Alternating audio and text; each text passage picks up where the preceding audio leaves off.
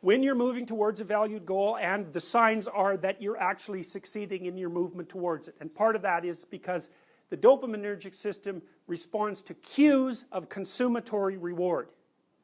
And consummatory reward is any reward that brings the perceptual system, we'll call it the subpersonality, to a halt. So for example, if you're hungry, then as long as you're hungry and in that frame of mind, then anything associated with food is going to be reinforcing in a dopaminergically mediated way. Technically that's incentive reward.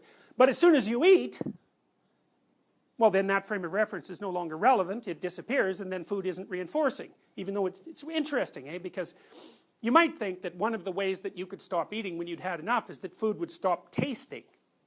But it doesn't, right? It's kind of weird.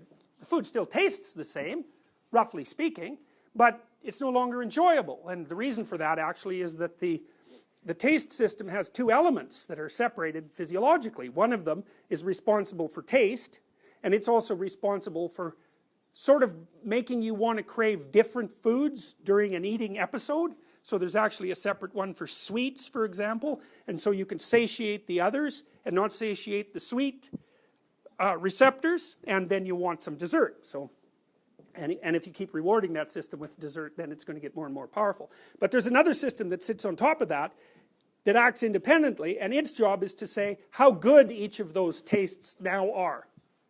And so as you get satiated, what happens is that system just shuts down. It stops associating the tastes with reward. So, it's kind of a cool way of setting it up, I think. You can still taste things, which you need to do because you're an omnivore, and if you couldn't taste things, well then you'd die because you'd put something stupid in your mouth and that'd be the end of you.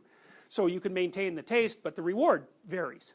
So, the dopaminergic system responds to incentive reward, which is cues that a consummatory reward are forthcoming from a behavioral perspective. And the consummatory reward stops the action of the cycle, and then another system that needs a consummatory reward pops up. So in some sense what's happening is that you're continually subject to the emergence of new motivated subpersonalities or frames of reference, and you're just cycling through those things all the time. And then you might say, well, what happens if you are in some favorable state and you've just satiated everything? And the answer to that is, you'll find the environment itself mildly curiosity inspiring. The dopaminergic system will make exploring novelty rewarding, and so you'll go out and you'll do some random exploration because what the hell, you might as well do something while you're awake, and that will increase your realm of competence and the size of your explored territory. And that's a very fundamental, it's not a drive, it's a very fundamental sub-personality. And the reason I'm telling you that it's nested in the hypothalamus is because I don't want you to be thinking that this is some new thing. It's really, really old.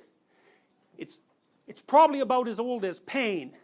And it's older, I think, than anxiety, because anxiety seems to be manifested mostly as a consequence of higher order cognitive and emotional systems that evolved after the hypothalamus evolved, roughly speaking.